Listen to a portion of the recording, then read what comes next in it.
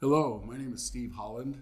I've been with the Certified Risk Managers Program as a faculty member since 2005 and as an educational consultant for about the last 5 years.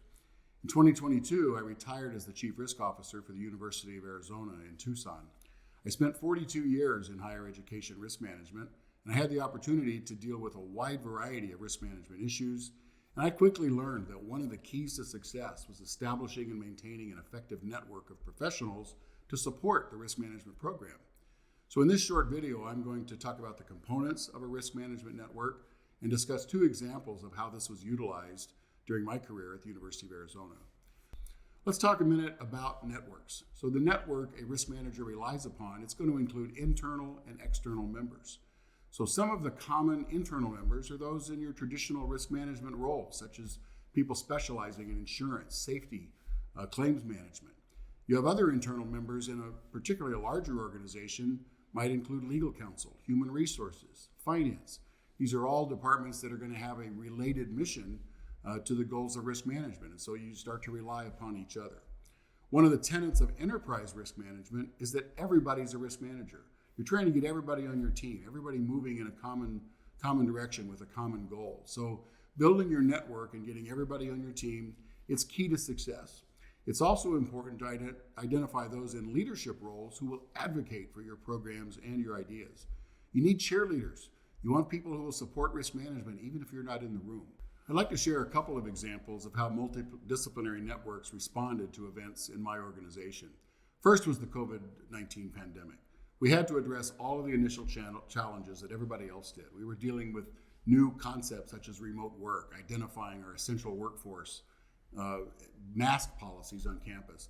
One of our major accomplishments was implementing a mass immunization clinic on campus with both walk-up and drive-through options.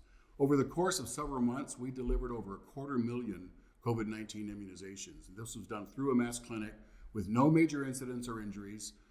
We had a large internal network that took on this task. It included my office in risk management, also safety personnel, police, facilities, medical personnel, and finance. People just doing record keeping. It was a large group. And we also had external partners with our county and state health departments, and we had hundreds of volunteers who participated in that effort. We were giving up to 4,000 shots a day at one point. It was a very well-functioning machine. The project was successful because hundreds of people came together and worked diligently within that network towards a common goal.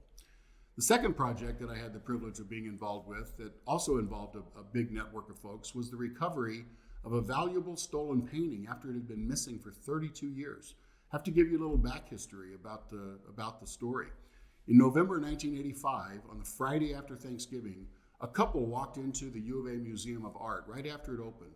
One of the individuals went to an upstairs gallery. He brazenly cut a painting out of its frame with a razor blade, rolled it up, concealed it in the sleeve of his jacket, reunited with his partner, and walked out the front door. The stolen painting was titled Woman Ochre by a Dutch painter named Willem de Kooning.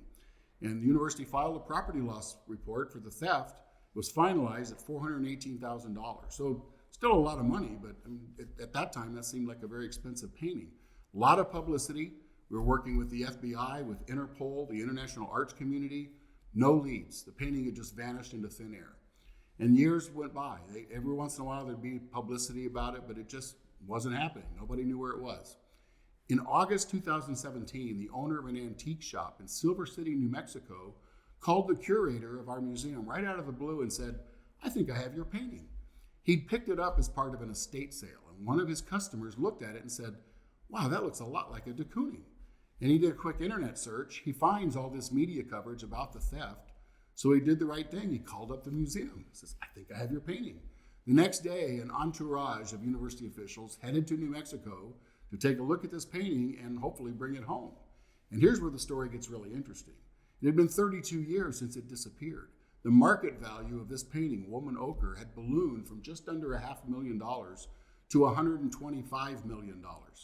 Since that original theft claim had been filed and had been paid, it raised some interesting questions about actual ownership for the recovered painting. The University of Arizona is a state agency. It's insured through a statutory program, provides a mixture of self-insurance and commercial excess coverage, but it's all administered at the state level. So once the painting was back on campus and we confirmed its authenticity, A check in the amount of the original claim, $418,000, was sent back to the state and said, thank you so much for covering our painting. Here's your money back. However, a week later, the check came back with a letter that said, this is still under review.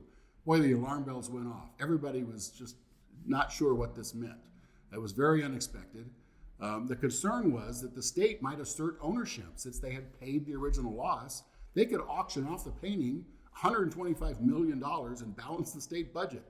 So that created some serious political wrangling between our president, the state's governor, a number of other officials. And finally, it was agreed that the painting would stay with the University of Arizona in our arts collection. And we would reimburse the state for the original claim, plus 32 years worth of interest. So that came up to just under $1 million. Seemed like a good deal. So there were a lot of risk management issues that had to be dealt with during that effort. We had to establish an entirely new fine arts insurance program for our collections, including this new highly valued de Kooning painting.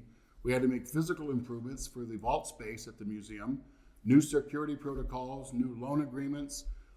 Those combined efforts involved a lot of people in risk management, general counsel, the Museum of Art, university leadership. We had a successful outcome because all those folks worked together in spite of the tense moments along the way.